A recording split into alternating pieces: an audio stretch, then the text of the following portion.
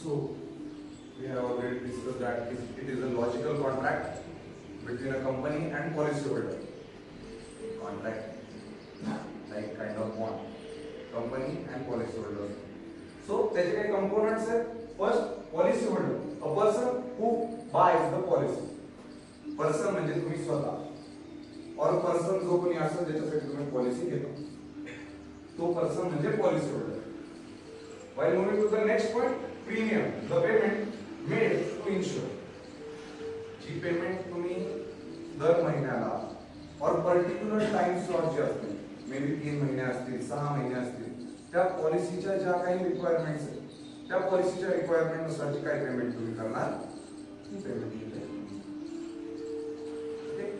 While discussing next point, beneficiary, the person designated to receive the death benefit. Death benefit. इथे शब्द छान वाटतो नाही काय लागतं.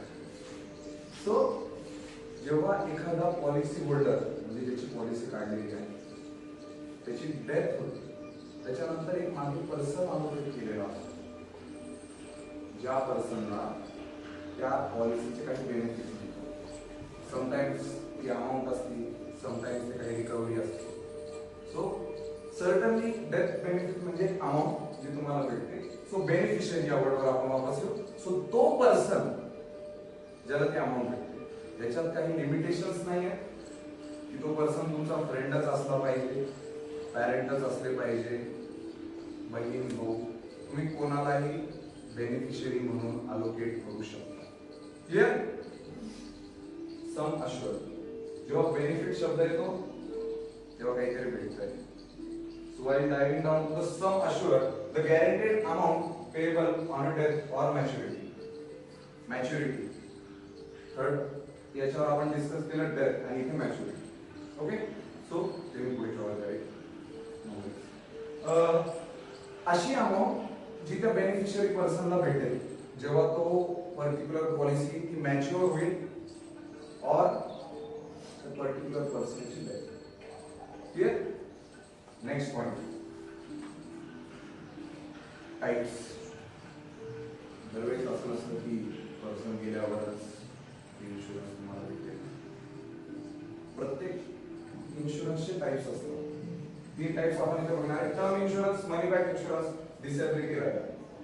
So term insurance only pays money if person dies during policy term and if he survives normally no money is returned. So पहिल्या concept मध्ये असं आहे की पॉलिसी चालू असताना जर त्या पर्टिक्युलर मेन्शन पर्सनची पॉलिसी होल्डरची डेथ झाली तर तुम्हाला मेन्शन सम अश्योर्ड अमाउंट भेटेल. बट जर तो चुकून वाचला तर तुम्ही भरलेले पैसे बुडतात असं म्हणायला काही हरकत नाही. सो काइंड ऑफ त्याचं रिझन असं आहे it's a pure protection plan, not saving और इन्वेस्टमेंट. तो प्लॅन फक्त प्रोटेक्शन साठी, त्याच्यात ना इन्व्हेस्टमेंट होते ना सेविंग होते. ऍज पर प्रत्येकाची रिक्वायरमेंट असते कोणाला सेविंग करायचीच नसते.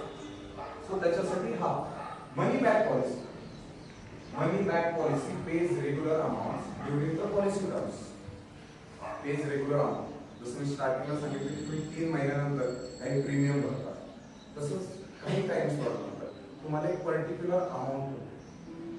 जस्ट स्मॉल एक्झाम्पल, 10 रुपये तुम्ही जर महिन्याला भरताय तुम्हाला 3-4 महिन्यांनी एक सर्टन अमाउंट भेटेल लाईक 30 रुपये 20 रुपये अशी. बट याच्यात बेनिफिट असा आहे if death occurs in that policy time full sum assured is given to the nominee. But जर त्या पॉलिसी टाइम पिरियड मध्ये त्या पर्सनची डेथ झाली तर तुम्हाला एंटायर अमाउंट भेटेल. क्लियर? Disability rider. रायडर या शब्दाचा अर्थ होतो एक ऍड ऑन, एक जस्ट एक ऑलरेडी पॉलिसीचं स्ट्रक्चर आहे त्याच्यात एक ऍड ऑन केलं आहे. Okay, so disability rider gives benefit permanent disability if permanent disability occurs.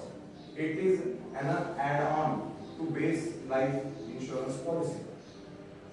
जर ऍक्सिडेंट झाला तो पर्सन वाचला but kind of permanent disability सोबत या मोमेंटला तुमच्याकडे जर त्या याच्या रिलेटेड रायडर असेल तर त्या मोमेंटला ती पॉलिसी तुम्हाला त्या ऍड ऑन मुळे कव्हर केली जाते आणि काही लमसम अमाउंट और वेव फ्युचर प्रीमियम्स. आता म्हणाल वेव फ्युचर प्रीमियम्स काय? वेव फ्युचर प्रीमियम्स म्हणजे त्या पर्सनला ती पॉलिसी कंटिन्यू राहील बट त्याला त्याचे प्रीमियम्स भरावे लागणार नाही.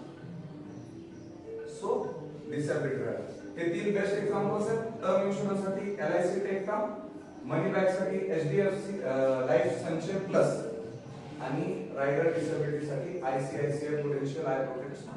तर तुम्ही म्हणता एवढं जर इझी आहे तर मग मनी बॅकच घेऊन टाकू ना, कशाला इकडे टर्म मध्ये उतरताय?